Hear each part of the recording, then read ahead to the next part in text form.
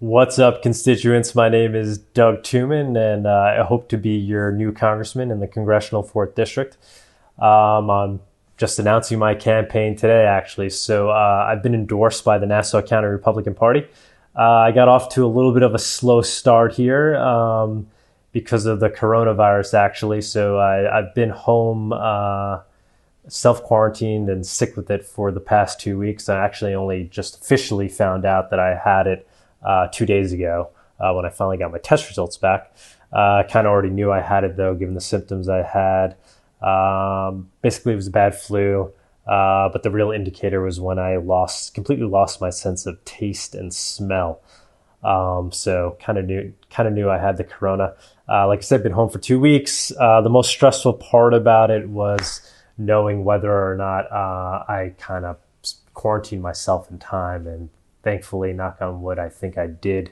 I don't think any of my coworkers got it from me. I put the word out as soon as I knew I had it so everybody could be vigilant and also potentially self-quarantine because of their exposure to me. And knock on wood, I think that's worked out. But unfortunately, the virus is now out and about and people are getting it one way or the other. Which leads me to my first show here. So as part of my campaign, I'm going to be doing a weekly show on the issues that are going to be a part of my platform. Now, I didn't plan on making the coronavirus a part of one of my main issues, but it's certainly kind of taken over my life, and I think a lot of people's lives here, especially in New York. We're kind of peaking right now. And it's something that you can't ignore. We got to talk about here. So not a typical, what I hope to be a typical episode. So typically what I want to do is kind of deep dive into an issue that will be on my platform, bring experts in the field and talk back and forth on all sides of the issue. Not so much give you my opinion. I will be doing that, but it's more so kind of reaching a consensus with the experts that I bring in and the concerned citizens I bring in to kind of realize and arrive at what constituents in this area are most concerned about and how they hope the problem can be solved. So moving forward, that's what I hope to do. This episode is a little bit different. I brought in a doctor, Dr. Eugene. He came on the show and he talked about what's actually happening on the ground here in New York regarding the virus.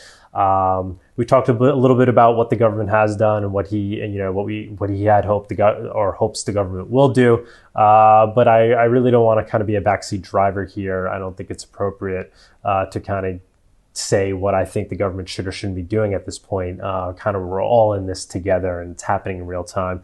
I think the federal government's done a very good job. I think the state's done a very good job. I think everybody's really trying their hardest here and is trying to do the right thing.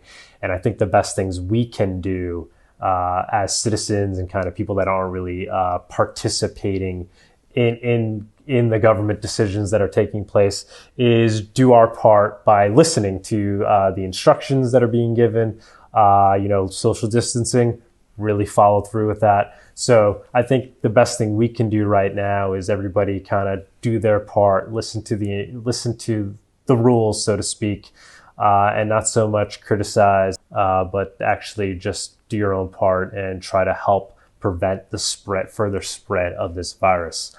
So we talk about it in the show, and you get a little bit of taste of what I'm doing and what I'm all about. So yeah, really what I want this campaign to be different than most in that I don't want it to be about, quick sound bites and, the typical campaign messages. I want it to be a deep dive on the issues, and that's what I plan on doing with the show.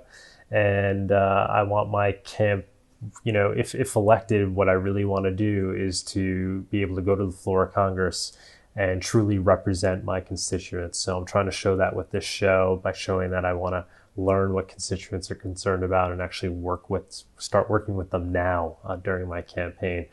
And that's what I hope to do if I actually do win, is advocate on your behalf for the Congressional 4th District. So I hope you enjoy this first episode and definitely tune in. Check out my website. I don't know if we'll have it up yet. It's douglastuman.com. I don't know if it'll be up yet when we air this episode.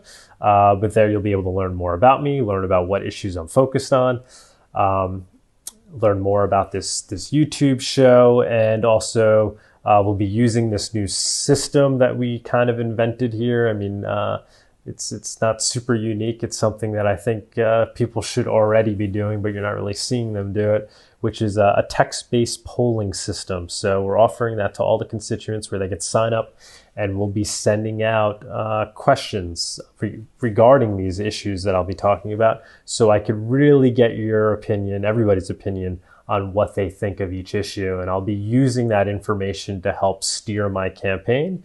And if elected, I'll be using that information to actually help me decide what to focus on and what I should be advocating on your behalf on the floor of Congress. So douglastuman.com, check that out, sign up with your cell phone, and yeah, enjoy the show.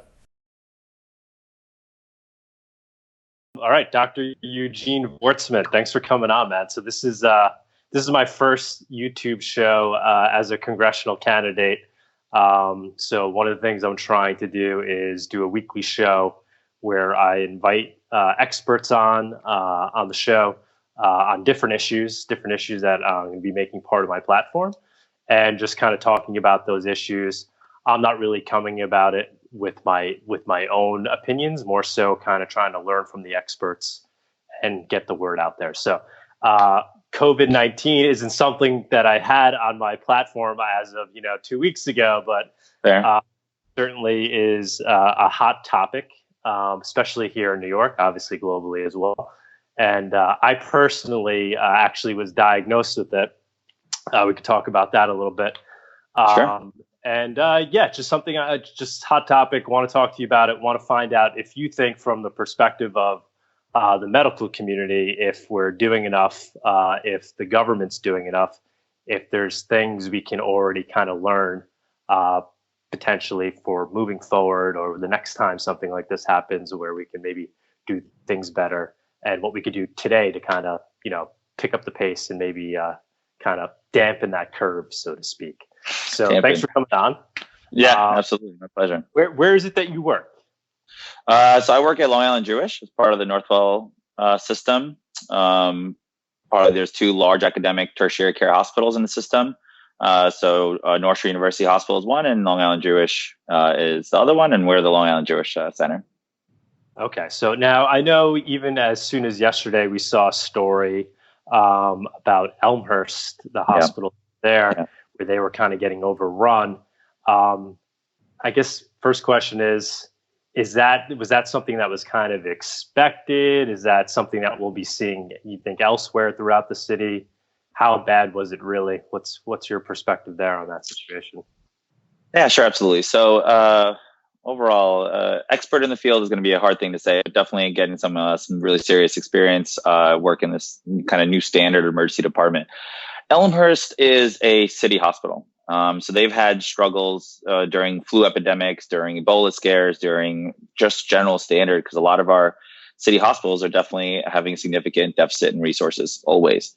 And now with the state and the city redirecting resources to the city hospitals in Elmhurst, they had somewhat of a chance. But the truth is, it's not completely surprising that they're being hit so hard. They have a very diverse, very elderly population in their environment. And these, as we know, they're the ones who are getting hit the most.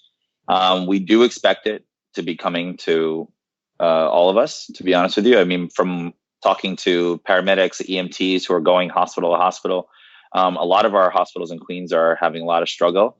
Jamaica Hospital looks like a war zone, literally, quote unquote. I did residency at New York Presbyterian Queens, which is another large academic but community hospital that stays very, very, very busy, and they're also already very overwhelmed. And so we're all expecting it. Elmhurst, I would say, was hit first, but Jamaica looks pretty terrible as well. And if you look around, if you come to my emergency department at Friday 9 or 10 p.m., you'll see 5 to 6 hour waits, somewhere between 35 to 50 people waiting in the waiting room. And that means that's generally speaking Corona or COVID-19 and non-COVID-19, because the thing we're forgetting here is that people are still getting heart attacks, and they're still getting strokes, and they're still getting, low sugar levels, high sugar levels, and everything else in between. And so it's some impending stuff going to be happening for sure. So do you think, are we kind of going through the peak right now in terms of New York in the United States? Can you? Yeah, absolutely. So I think that in general, the numbers and the statistics that people more educated in epidemiology and public health than myself are saying that if you look at the timing of the growth of what would happen in Italy and in Europe, but especially Italy, right now is where this next 2 weeks actually is where we feel we're going to be reaching the peak, where we feel that we're going to be needing our resources. And that has to do with that exponential growth, there's an exponential growth of how many people were getting contagious and were getting infected about 2 weeks ago. So if one person, it goes to 2.5, to goes to 10, goes to 50, goes to 200, goes in exponential growth. And we're fearing that that's going to be happening in the next 2 weeks. So to be honest with you, no, we have not reached the peak yet. We really don't feel that way, and we're doing our best to be prepared for it. But as we talked about with flattening the curve and everything else, there's only so much preparedness you can do. Are there things you think the state and the federal government can be doing in addition to what they're already doing to kind of prepare us for that peak? I think the stat is that there's something like 3,000 ICU beds in New York State, and they're expecting that we would need something closer to like 30,000 ICU beds to handle the peak. Yeah. Are we doing enough to? I mean, I think the governor is doing a great job in watching what he's done so far. Yeah. I think Trump has done a great job as well. But are there things that are sticking out in your mind that you wish the government was really focused on and giving more resources to? Yeah, absolutely. So a couple of things. First of all, we feel that a lot of the reaction was too slow. I think we were a little bit too worried about the economy and the impact that it was going to have, when I think realistically, if you did a hard pull the Band-Aid off quick kind of situation and really lock down in an aggressive way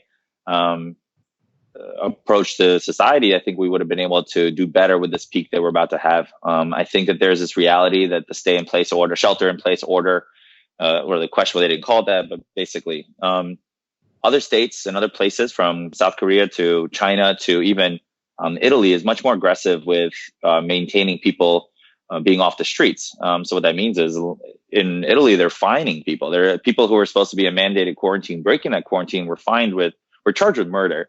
I think maybe that may have been a little bit too aggressive, but realistically, being fined and being some kind of incentivized to stay home, or this is like a police order, then I think that would have been a huge necessary step, unfortunately. For a long time in New York City, Cuomo stated it, that the mayor of New York has a responsibility to really clear the streets out in 24 hours, because people were still kind of going to the park. They're still sitting, hanging out together. They're still spending time together. And I think that they could have been a little more aggressive. In regards to resources, I know that FEMA is sending New York 400 ventilators. I think Cuomo stated that we need closer to 30,000 ventilators. And so I think that there has to be a much stronger federal response to it, and then even like a local. There's a lot of things that could have been done. People needed to be we should have had the testing available. I think my understanding is that there's some controversy about other countries offering testing. Our CDC wanted to do it on their own. And then after that happened, I think Trump induced some very important federal stimulus money as well as testing money, and talking about not charging for tests. And we'll see how all that pans out. But the people who are going to be hurting are, the elderly of our population. And also, and I can't emphasize this enough, young people are getting sick from this. Young people are getting very, very sick from this. And we're seeing it nonstop. And there's this concept of invincibility, I think, in the younger people. And the truth is, other than just being an agar of infection and spreading it out to everybody, they also themselves are getting sick. And they themselves are seeing some really, really shocking and terrifying things in the emergency department and on the inpatient side and in the ICU side for the demographics and the age of the people who are suffering with the disease. And not just, Doug, you look okay to me. You look kind of okay and healthy. I'm sure you might feel a little under the weather, but these are sick people, and the age ranges are going from 30s up until the hundreds. Yeah, I got so I've been self-quarantined for 2 weeks. Perfect. Great. Friday the 13th, I woke up Saturday morning hit by a bus. Hit by a bus. Something's going on. Sure. It could be the flu. I'm like, but for all I know, it's this new virus. Right. So I stopped in my tracks. I didn't leave my house starting at that moment. And then I went I work for the town of Hempstead. I went through the town doctor. I called it in. I kind of went Perfect. through proper protocol that everybody know. Right. But yeah, I didn't end up getting tested till I think maybe 4 days after that, just because Sure. there was a backlog there. Yeah. And then Yeah. when Yeah. I got tested, it took a week to get the results. But I mean, my biggest concern personally, I mean, knock on wood, I didn't have any of the breathing issues. I Right. did, Yeah. just like it was a flip, Yeah. Yeah. I felt knocked out. I was very easily exhausted, but, napping throughout the day, whatever. I had a Yeah. fever, Sure. completely lost my sense of smell and taste. That's when I knew And I it had came back. Yeah. Yeah. That's when you knew you had it. Right. Right. Right. very weird. It's tricky. The truth is, like, some of the trickiest part about this virus for us was, first of all, there were so many things that we didn't know about the disease when it came to us. A big thing, not to get too gross about it, but a big thing was diarrhea. Right? We didn't realize that nothing came out of Italy or China or Korea that's saying to us that diarrhea was one of the early symptoms of this disease. And what would happen is they would have some diarrhea, they'd have some cramping, and we would put them in what we call the non-COVID area. Basically, 7/8 of the hospital is a COVID area now, but we had an area, the belly pains, the ankle sprains, whatever else that may be. And we had that area. And the truth is, like, oh yeah, my belly hurts. And also, by the way, I've been having a cough and I feel short of breath. And what would happen is you would do some imaging, some CAT scans on people because of their belly pain. Maybe it's an appendicitis. Maybe it's something else. And it would catch a little bit of the lungs. And all of a sudden, we started seeing that in the bottom of the lungs, you would start seeing signs of what's called ground glass opacities, which is a medical word for basically inflammation of the lungs, infection, inflammation, angry lungs, to put it in another better way. And then we started realizing that people were presenting with their first day or first 2 days of symptoms like that, exposing many people, depending on what they do, what their daily life is like, prior to a forced quarantine, prior to essential workers needing to go in and everything else. And then they progressed into this coffee, what's it called? The ground glass opacities in the lungs and shortness of breath and everything else. We're finding cases of people getting into car accidents coming to the hospital with a fluid positive corona, and we're talking about a disease that's 40 to 60% asymptomatic. You start talking about a lot of people doing the normal life, basically just spreading it out and giving to people that no way to predict who's going to get very ill and who's not going to get very ill. Yeah, I mean, to be positive about it. For me, the biggest thing was the psychological issue of did I lose you here? Hello? Someone called me on the regular line. I'm sorry. Okay. Was the kind of like dealing with the psychological issue of whether or not I had spread it to other people. I quarantine myself as soon as possible. I mean, I knew I was a young guy, and I was pretty sure I was going to be okay, but I was concerned that maybe I spread it to some older people in the community, or like, I mean, that was kind of like really eating at me. So I took the stay at home thing like super seriously, and Great. I encourage anybody else to do it, just because it's like worst feeling in the world is you want to know that you gave it to somebody. I agree. Yeah, that's why all of us have stayed away from our families and loved ones. And a lot of there are stories of married men with children being sent there. They made little makeshift apartments in their garage for a temporary period. And we have young residents, doctors that have young children in the house, and they're just not picking up their kid. They're not seeing their child, regardless of showering down and everything else. We're just so worried about being that source to our family and loved ones that we're just making some very serious decisions and some serious sacrifices. So how about like unique solutions or trying to kind of solve the problem on the fly? Like one of the things I think people are talking about is doubling up on ventilators, or and now you can hear maybe like more than 2 people on one ventilator. Is that things that hospitals are actively doing in the New York area that they're trying to work on? Yeah, absolutely. I mean, one of the biggest problems we're going to have with patients is obviously the ventilator issue.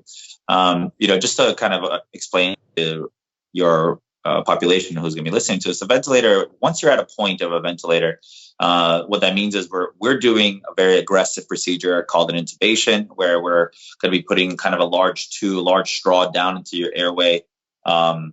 to do the breathing for your lungs.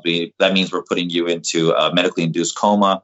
There's a lot of complication of that too. So obviously we try to avoid that as much as possible. And then you get to the ventilator phase. And the truth is, to be able to split a ventilator between two different people, you can't just do it between every person who's intubated. And that is because the settings are different for different people depending on what state they're in. So not for nothing, even if you are short or you are tall, your lungs are different. Your lungs are different sizes, and your lungs can handle a different amount of volume for getting the fluid, for getting the air. And so you have to have very specific conditions where you're going to be able to do that double ventilator, apparently even quadruple ventilator. That means 1 to 4. We'll see how that actually happens. We'll see how far that actually goes along. But 1 to 2 will help some, but it is definitely not a silver bullet to this problem. One of the biggest things that we talk about in the emergency department is that we basically kind of have 4 interventions for oxygen, 4 levels of intervention. And the first level is nasal cannula, which you always see in the movies where they have a little thing underneath their nose providing oxygen. Then you progress towards a face mask. Then you progress towards something called a BiPAP. And that's basically similar to, some people might know what a CPAP machine is when they have obstructive sleep apnea and they're snoring at night. They have like a machine that goes into their nose, does breathing. We have something similar to that. And then the next step is intubation, which is the whole medically induced coma, putting a tube down, putting them on a ventilator. That third thing, that BiPAP, unfortunately, it prevents so many intubations on a day-to-day basis in regular situations with heart failure and chronic bronchitis, that kind of situation. But also when someone's very sick and someone's has severe pneumonia, whatever it may be. The problem is that the third case is that it shoots the virus out into the air because it's providing a large amount of positive pressure. And so we can't use it because we're worried about spreading it. And not for nothing, when you look at the situation, Europe has done some things that we haven't done that we really should be doing. For example, if you look in Italy, a lot of people look like they're walking around with these glass, kind of plasticky, they look like the guys from Futurama, the talking heads from Futurama, where they're really expressing the fact that it's providing that positive pressure without aerosolizing it, without spreading it. And I have some friends in Israel and some friends in Italy. Internationally, this is almost their standard of care and what they're doing now for these patients, and we don't have that.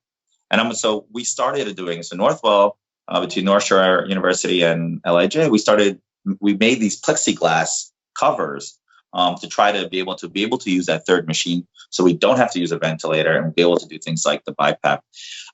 So those are some moves, and so I'm kind of trying to be creative and trying to MacGyver some things here, so we can try to stretch out our resources as much as possible, which again goes back to the whole flattening curve, right? We want to delay the duration. We want to prolong the duration of illness so that the healthcare doesn't get overwhelmed, right? We want the healthcare industry to be able to handle not just the COVID-19 positive patients with severe lung issues. We also want to manage the guy who has a stroke, the guy who's having a heart attack, and so that if you overwhelm us, we can't take care of anyone well. But if you stretch it out and spread it out a little bit, we'll be able to take care of everyone to the appropriate standard of care that they expect and that they need and deserve. Now, is that something where the government, might have an effect on things as well? So like coming up with these creative solutions, kind of trying to really push the envelope and test out new ideas. Are there kind of regulations that are getting in the way, state or federal, or is that an issue, or is that not really an issue at this stage? So, we're still like kind of learning and rolling with the punches here, but you could take an example from Italy where they were able to, there's a valve that costs something like $300 to be able to split the ventilator. In Italy, they illegally basically found the programming code for it and 3D printed it. And the company basically said that they were going to sue the company, sue these guys, these doctors who were trying to be as creative as possible during this crisis, to say, hey, this is our patent. People like, I actually know you're a patent lawyer. Is that right? Yeah, I am. So they're talking about protecting their patent, and we're like, well, this is a crisis mode. So if government can help with that, that'd be phenomenal. And I understand we kind of put some laws into place to hope to kind of, maybe we can be a little bit with the better stimulus packages or something like that, to say, right now, we don't need Post-it notes, 3M. Right now, we need you to produce things. And we know they just did that, but this should have been done weeks ago, because it's going to be weeks before anyone in the healthcare industry sees the ventilators that Elon Musk is supposedly saying he's going to build, before the 3M factories, before the Ford factories. are able to really help us, we're going to deal with a lot of pain. And that's really what we're trying to avoid. And so again, when we're talking about going to battle, and we're talking about the fact that we feel like this is wartime, because that's really what this is. We feel like we were kind of thrown into battle with no weapons because we don't know how to fight this. And then we're thrown in with no shields because we don't have enough PPE. We don't have enough face shields, surgical gowns. And so we're in this battle doing the best we can with what we have. And people are keeping their heads up as best they can. But there's a lot of things that aren't really working out as well as we'd like it to be. One of the things you're hearing about is this hydroxychloroquine that's being tested on patients, and it seemed like it was showing some positive results. Unfortunately, it kind of became I feel like a political thing where because Trump said it out in the open, then you had people criticizing him for saying it too soon. I guess what is your opinion there? Is it something that does seem like it might actually be hopeful and working? And what's your opinion on the politicizing of these things? Right. So I'm going to do my best to not politicize. It's definitely not my role. I'm no judge or jury or politician. I'm just a lowly emergency medicine doctor, just trying to take care of patients. But as a physician, what we care about in a lot of ways is proper studied things, because the truth is sometimes, and Trump said this, right? We don't want the cure to be worse than the disease. He was talking about the economy. I'm going to talk about the drug. We don't know how it impacts people who are dealing with this acute respiratory distress syndrome. What we had was we like to do studies that are double-blinded, triple-blinded. So the point is that the patient doesn't know, the doctor doesn't know who's getting the medication. There's a control. There's a case, someone getting the experimental drug. And this wasn't done that way. And it's a notorious thing in the media that sensationalizes cures.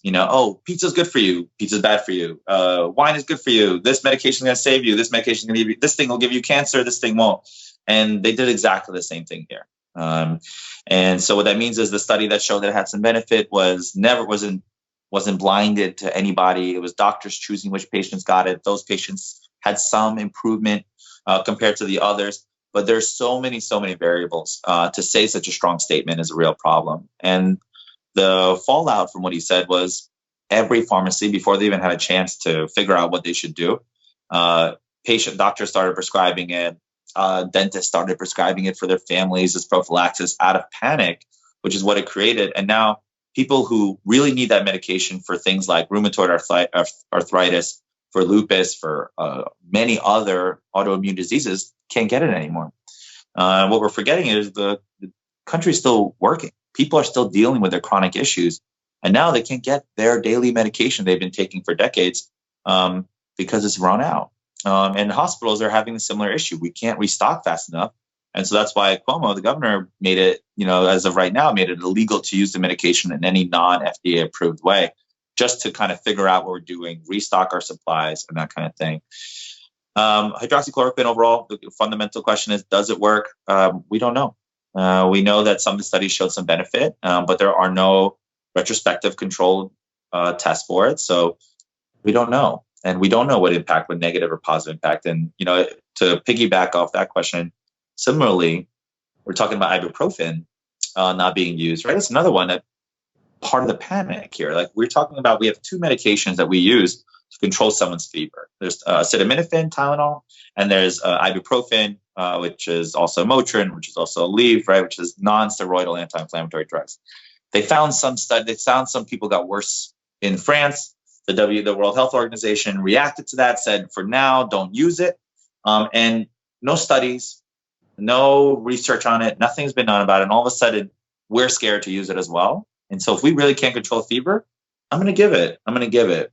It moved from my first choice to my first choice to, let's say, my fifth choice, but there really are only two choices. And so all of this kind of panic and fear and a little bit of fear mongering that's happening is making even us react to it, because we don't want to come out of this on the other end and know that we did so more harm than good. And that's where we're at right now. I hope hydroxychloroquine helps people. We'll see. But there's no way I can tell you that definitively right now. It's a tough situation overall, obviously. There's really no right answers here.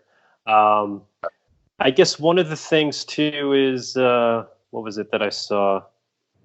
Went over that. Well, I guess just this idea that I saw the stat that if we did social distancing for 14 days, the estimate is 128 million people will get infected in the United States. I think the Right. United States kind of currently now took the lead worldwide for most infections. But then if we did it for 2 months, social distancing, we'd potentially only see something like 14 million infections. I guess what's your take on that? Is that, I mean, this is obviously a super difficult question, especially when you start balancing into, the concept of the economy and, kind of doing a cost benefit analysis there. It becomes a very, I guess as a doctor, what's your take there? I mean, what should we strive to actually do and implement given that estimate there? Well, first of all, one of the things that the United States did not do, and the rest of the world did, we talked about, is testing, right? There are countries that use the testing to be able to really, truly isolate the right people. And so if you don't need to do a general global, or rather national level of quarantine, which we're not doing, by the way, then we can do more focused, direct approach to these people. We're able to use technology like telehealth. We're able to use proper epidemiology to understand where there will be at-risk locations versus not. And so I can understand, even as a physician, that there is a cost to depression. There's a cost to a recession. There's a healthcare cost to it. We know that there's a lot more disease. There's a lot more of these problems when that happens. But social distancing needs to happen to flatten the curve so that I can take care of you, your family, your loved ones, your neighbor, the guy who delivered the food for you, and everyone in between. And if you don't do the social distancing appropriately, I can't take care of anyone. And also, on a grander scheme, think about what it means is 128 million people are infected. That means if we're talking about a 1% mortality rate, which we might be talking about that, we're talking about 1.28 million people dead. Or if you lower that mortality and you bring it down to 0.5 mortality, talking about over 600,000 people, in addition to our normal fatalities from our normal disease processes and from our normal aging. That sounds terrifying. That's something we've never dealt with before. Losing 0.5 to 1% of our population to an unseen enemy is so grandiose and frightening. And so when you talk about social distancing, we're talking about how long this has to happen. This has to happen to the point where we don't accept 600,000 deaths as okay. I don't think 600,000 deaths or 1.2 million deaths is acceptable, is appropriate to the cost of the economic recession that might happen. There's some really smart finance guys that I've watched that seem to say, like, you need to stop everything now because the large industries in our country can handle a month of no revenue. They can't handle a quarter. So either we do this right for 1 month, we do it right, or we do it badly for a quarter and everyone suffers. And that's kind of like how I think about it. And I'm not an economist and I'm not a politician. I'm just a physician trying to read the news, see what people are arguing about. And as far as President Trump says, and his wish is to be able to get back by Easter, that really scares me. Completely politics aside, there are many people who will listen to what he says and they will go to the church on Sunday. And I fear for the families and the loved ones of those people who are going to take that risk. And I fear who's going to listen to that. And I hope that he changes his mind. Is there any silver lining here that you're saying? So, obviously it's a tragic situation, but it's, Sure. something, it happened 100 years ago. It's bound to happen again. Do you see any positive coming out of this? So like maybe there'll be more focus on certain things in healthcare, or maybe just changing people's perspective in general on what's important in life. I mean, what's your take there on, is there a silver lining here that we could kind of walk away with from? Right. So yes, there is a silver lining. There are many things with silver linings. So first of all, what I'm really noticing, even not as a physician, just as a person of society, there's so many people that have gone back to their families, people who've had this opportunity to reconnect with their kind of nuclear family. And I think that's a beautiful, amazing thing. I think that people are reaching out to friends they haven't talked to in a while. People are having Zoom parties and Google Hangouts parties to be able to reconnect in whatever way they have. I think that reconnection with their nuclear family is fantastic. I do think that we're going to learn a lot about pandemics. We're going to learn a lot about mass hysteria. We're going to learn about how the media can impact us, and hopefully we'll have a better control over that. Also, this is a big thing, considering the fact that since I think it was about 2014 or 2015, we've had such a huge physician shortage in this country. New York might not feel that way, but if you really look at the rest of this country, it's been so extensive that people are driving multiple hours to see their doctor. What I'm noticing that Northwell is doing as best they can, and other facilities, as well as telemedicine. So we've been able to expand and really try to use technology in a better way to connect with patients. From our mental health resources with our drug addiction services, something called Expert, as well as talking about psychiatrists doing televisits. We're talking about primary care doctors being able to reach out better. And there's something to be said about forcing the hand of technology to have a bigger impact on us. And there's an undeniable aspect of community. And I think that any tragedy brings people together. There's some really nice things in the hospital where local restaurants are sending us lunchtime meals and stuff like that out of appreciation for thanks so much for being on the front line. And that, we don't need we're not asking for financial reimbursement. We're not asking for a cape. This is what we signed up to do. This is our job. We just want to be able to do our job with the right resources, to have the right weapons to fight it. We want to have the right protection and shields to protect us. But that community has been bringing food to us. People have reached out to us to just be grateful and checking in on our own mental health, which I think is so important. And just like I remember happening after 9/11, there's always a community feel with any tragedy. And I think that this is another tragedy for us that is still continuous, but that kind of brings a society together and says, we're dealing with a common enemy and we need to fight that enemy. And that's what we're doing right now. And we need your help to stay on your couch to help us do that. So that's the best I can say. That was great. Really appreciate you taking your time. Absolutely. Like I said, there was no agenda here with this show. I hope to do a lot more of these as I continue to run the campaign each week. I'm going to be talking about different issues. Couldn't ignore this one. It's obviously something we're all dealing with. It's not like, I certainly don't have the solutions. I am watching with a very close eye, though, to see how governments are reacting and trying to figure out what are there things we could potentially do better in the future. I think that's really kind of the only thing you can do, and just pray that kind of everybody reacts in the moment and steps up to without panic, without understanding that panic has not helped anybody. More often than not, it hurts everybody. So just understanding that we're doing the best we can, and everyone is doing the best they can. And something I want to emphasize is that the team at a hospital is so big, and it's the doctors, the nurses, our patient care associates, our PCAs, our techs, our janitors, our environmental services have been phenomenal. Our X-ray techs, all these people that are our food staff for the hospital to make sure that there's food and meals for our patients. Everyone has been so important, and everyone I think has a fundamental understanding that it's all hands on deck. And I think that's another positive thing, that we're all in this together, fully aware of that. And I think that's been a beautiful thing. Awesome. Yeah. Thanks. Really appreciate it. Thanks for taking the time. Thank you. Good luck with your campaign. Let me know if I can help. All right. Thanks. Bye.